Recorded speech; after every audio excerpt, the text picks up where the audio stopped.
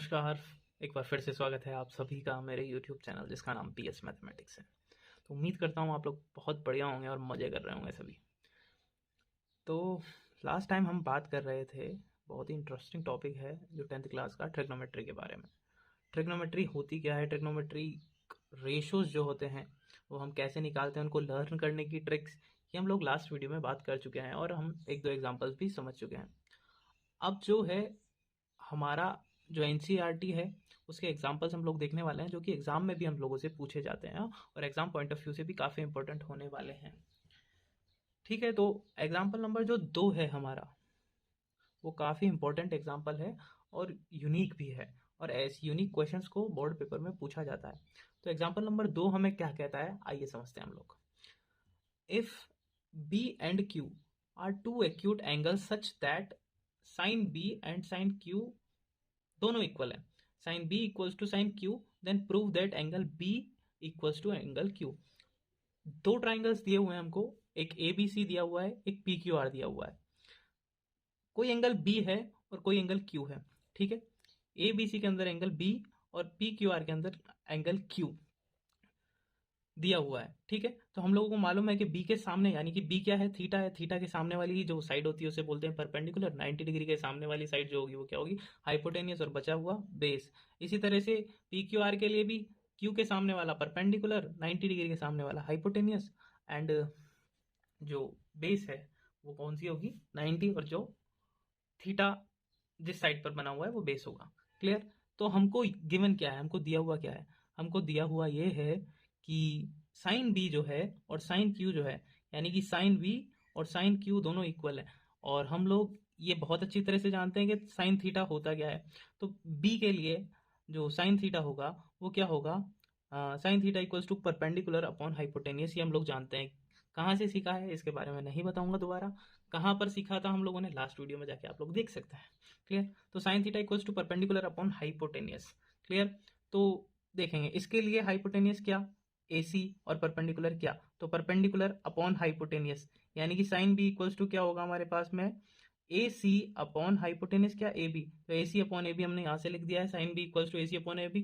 Sign Q क्या होगा, perpendicular upon hypotenuse, तो परपेंडिकुलर क्या, PR अपॉन हाइपोटेनियस क्या, PQ, तो PR अपॉन PQ। क्लियर। अब यहां से हमने ये लिख लिया है, और इसे हम इस तरह से भी लिख सकते हैं, देखिए लिख सकते हैं या नहीं लिख सकते हैं, बिल्कुल लिख सकते हैं। ए बी को यहाँ पर भेज दिया, पी क्यू को यहाँ पर लिया है, A C upon P R equals to A B upon P Q लिख दिया है हम लोगों ने।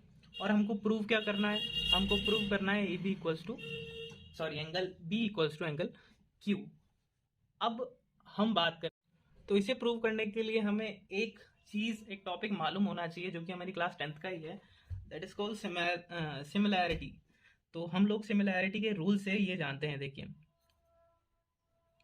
सिमिलैरिटी ऑफ ट्राइंगल्स,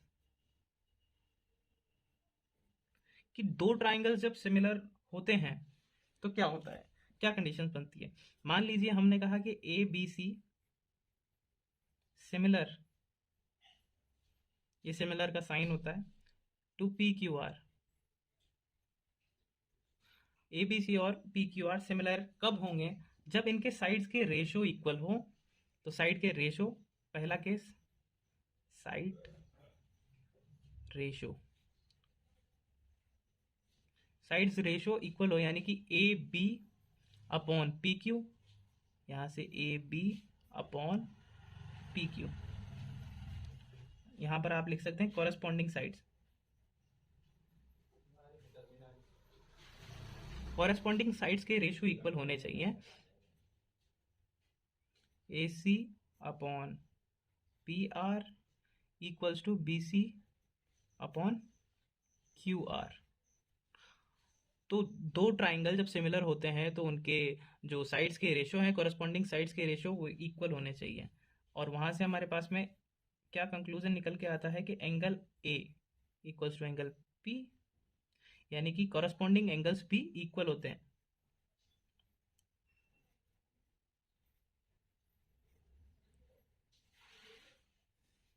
तो कॉरेस्पॉन्डिंग एंगल्स ए का P, C equals to R, and B equals to तो सिमिलैरिटी ऑफ ट्राइंगल्स हमको क्या कहता है कि दो ट्राइंगल अगर सिमिलर हैं तो उनके कॉरस्पॉन्डिंग साइड्स के रेशियो इक्वल होंगे और उनके कॉरस्पॉन्डिंग एंगल्स भी इक्वल होंगे। तो हम अगर बहुत ध्यान से देखें तो हमारी इक्वेशन एक जो है वहां पर हमारे पास में AC upon PR, AC upon PR और AB upon PQ, AB upon PQ दो साइड्स के रेशियो हम लोगों को इक्वल दिए हुए हैं। क्लियर। अगर हम तीसरी साइड के रेशियो, तीसरी साइड हमारे पास में कौन सी बची हुई है, हमारे पास में बची हुई है BC एंड QR। अगर हम तीसरी साइड के रेशियो को भी इक्वल कर दें, इक्वल बता दें, तो ये हमारे पास में सिमिलर हो जाएंगे दोनों ट्राइंगल, और जो ट्राइंगल सिमिलर होते हैं उनके कॉरस्पॉन्डिंग एंगल्स भी इक्वल होते हैं। तो हमको प्रूव क्या करना है कि हम BC और QR के रेशियो को इन दोनों के रेशियो के इक्वल बता दें। जैसे ही हम उसे बताएंगे तो ट्राइंगल सिमिलर हो जाएगा, और सिमिलर ट्राइंगल्स के जो एंगल्स होते हैं, कॉरस्पॉन्डिंग एंगल्स, वो इक्वल होते हैं। क्लियर। तो आइए हम इसे आगे सॉल्व करते हैं। तो प्रूफ देखेंगे अब यहां से हम लोग।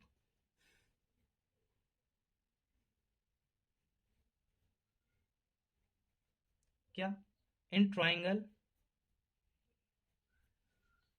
ABC and in triangle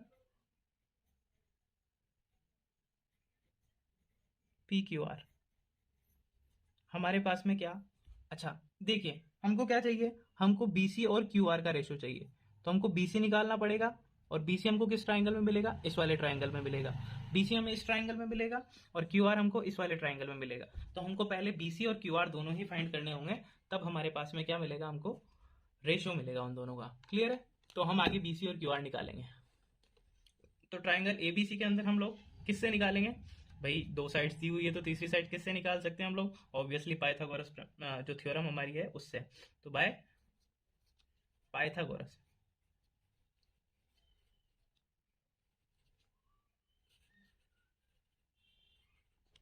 clear. तो पाइथागोरस थ्योरम हमको क्या कहती है कि AB स्क्वायर, देखिए AB हाइपोटेनियस है इस ट्राइंगल के अंदर,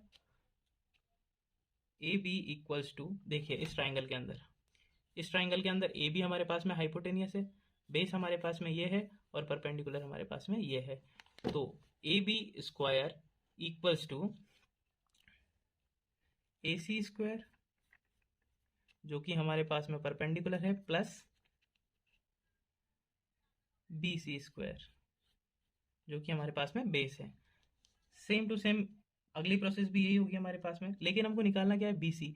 तो हम क्या करेंगे, AC को इधर भेज देंगे, तो हमारे पास में BC निकालना है हमको। BC स्क्वायर इक्वल्स टू हमारे पास में क्या हो जाएगा, AC square AB square minus AC square, और यहाँ से BC भी निकाल सकते हैं आप लोग। तो BC equals to 100 AB square minus AC square. Clear. आपको BC मिल चुका है। नाउ इसी तरह से हम लोग क्या करेंगे, इसी तरह से हम लोग क्या निकालेंगे, QR भी निकालेंगे।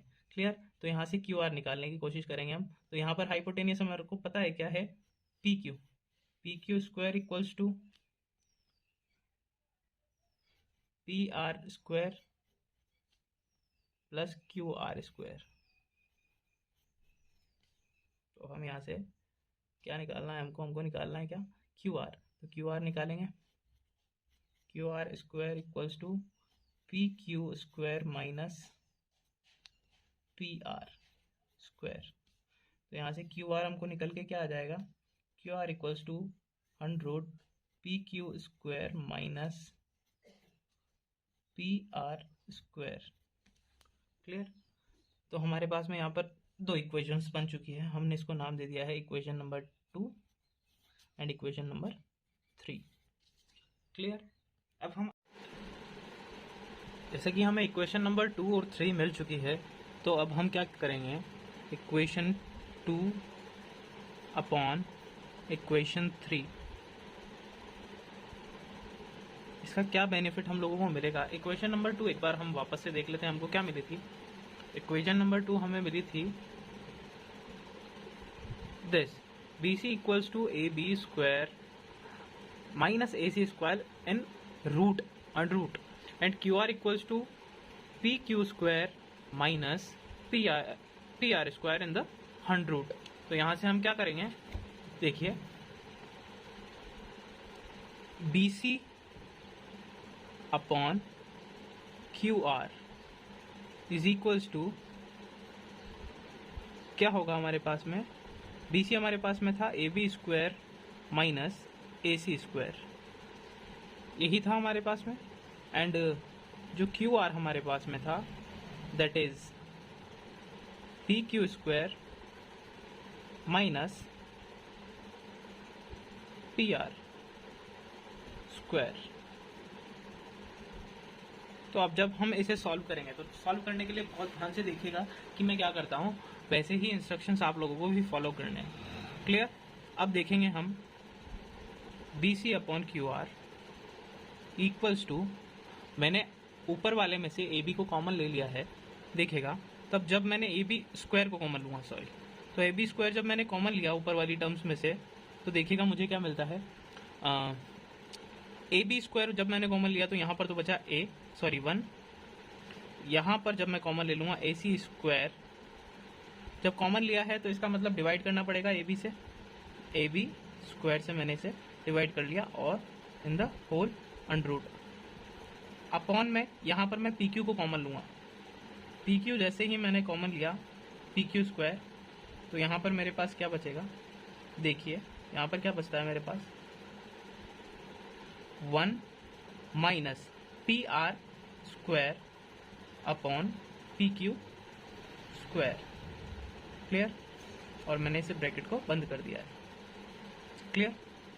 Now BC upon QR equals to AB square, जब रूट से बाहर निकलेगा तो यहाँ पर AB बचेगा क्योंकि स्क्वायर से रूट कैंसिल हो जाता है, और अंदर हमारे पास में क्या बचेगा, 1 माइनस AC अपॉन AB का होल स्क्वायर। मैंने इसे इस तरह से लिख दिया है, पूरे पे स्क्वायर लगा दिया है। और यहाँ पर हमारे पास में जब PQ बाहर निकलेगा, PQ स्क्वायर 100 से बाहर निकलेगा तो स्क्वायर से रूट कट जाएगा, तो यहाँ पर PQ 100 1 minus PR upon PQ square. इतना क्लियर होना चाहिए आप लोगों को। अब देखिए आगे BC अपॉन QR। देखिए मैं क्या करूँगा, हम लोगों ने आगे पढ़ा था, कहाँ से हमने देखा था, sine B equals to sine Q, हमारे पास यही था। तो साइन B हमारे पास में क्या निकल के आया था, AC upon AB equals to sine Q हमारे पास में आया था PR अपॉन PQ। तो अल्टीमेटली हम क्या देख रहे हैं कि AC अपॉन AB और PR अपॉन PQ एक दूसरे के इक्वल है, तो मैं इन दोनों में से किसी को भी एक से रिप्लेस कर सकता हूँ, यानी कि PR की वैल्यू अगर मैं AC अपॉन AB लिखूँ तो भी गलत नहीं होगा, और AC अपॉन AB की वैल्यू अगर मैं PR अपॉन PQ लिखूँ तो भी गलत नहीं होगा। तो मैंने कह दिया कि हम PR अपॉन PQ की जगह क्या लिखेंगे, AC अपॉन AB। तो देखिए यहाँ पर तो हमारे पास में AB अपॉन PQ मिल ही रहा है हमको, तो यहाँ से देखेंगे अब 1 minus AC upon AB as it is लिख दिया है मैंने, उसका होल स्क्वायर है। मैंने चेंज कहाँ किया है, PR अपॉन PQ को मैं लिख दूंगा AC अपॉन AB, तो 1 minus AC upon AB square.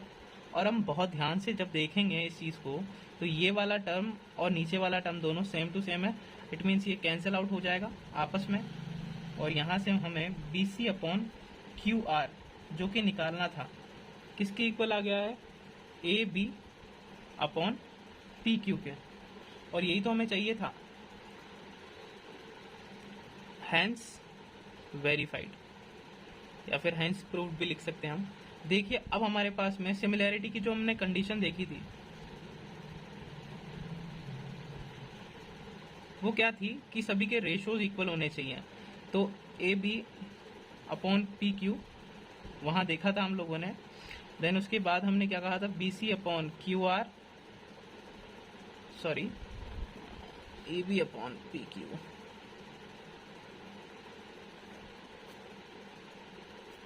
देख लेते हैं एक बार फिर से। हमने जो कंडीशन लिखी थी AC अपॉन PR था, AB upon PQ equals to AC upon PR equals to BC upon QR। तो AC upon PR equals to BC upon QR। और ये हमको प्रूव करना था, जो कि हमने कर दिया। हमने BC अपॉन QR को AB अपॉन PQ के इक्वल बता दिया है। इट मीन्स ये तीनों एक दूसरे के बराबर है। और जब तीनों रेशो, दो ट्राइंगल्स के तीनों साइड्स के रेशो इक्वल हुए हैं, तो इसका मतलब ABC, ट्राइंगल ABC और ट्राइंगल PQR सिमिलर हो गए। और जब ये दोनों सिमिलर हो गए हैं तो इनके कॉरस्पॉन्डिंग एंगल्स भी इक्वल होंगे। क्लियर? और हमको क्या प्रूव करना था कि एंगल B और एंगल Q इक्वल बताना है। तो यहाँ से कॉरस्पॉन्डिंग एंगल्स कौन कौन से हुए? Angle B equals to angle Q, दोनों इक्वल हो जाएंगे। क्यों? क्योंकि ये सिमिलर ट्राइंगल्स के कॉरस्पॉन्डिंग एंगल्स हैं। तो यहाँ से हम लिख देंगे कॉरस्पॉन्डिंग एंगल्स, और यही हमको प्रूव करना था। यहाँ से लिख देंगे हैंस प्रूव्ड। तो ये एग्जाम्पल काफ़ी ही इंटरेस्टिंग है और बहुत ही इम्पोर्टेंट एग्जाम्पल है। एक बार आप इसे देखने के बाद खुद से सॉल्व कीजिएगा। जब तक आप खुद से किसी भी एग्जाम्पल को या फिर क्वेश्चन को सॉल्व नहीं करेंगे तो आपको इसमें दिक्कत आने ही वाली है, क्योंकि आप लोग इससे पहली बार पढ़ रहे हैं। जब मैथ्स का ये रूल है कि आप जितनी ज़्यादा प्रैक्टिस करेंगे उतना ही ज़्यादा आप लोग इसमें क्लियर होते जाएंगे। तो उम्मीद है आप लोगों को ये वीडियो पसंद आया होगा और एग्जाम्पल भी पसंद आया होगा। अगर पसंद आया है तो इस वीडियो को लाइक कर दीजिए, चैनल को सब्सक्राइब कर लीजिए और मेरी आगे आने वाली वीडियोस को देखने के लिए बेल आइकन पर प्रेस कर दीजिए। Thank you.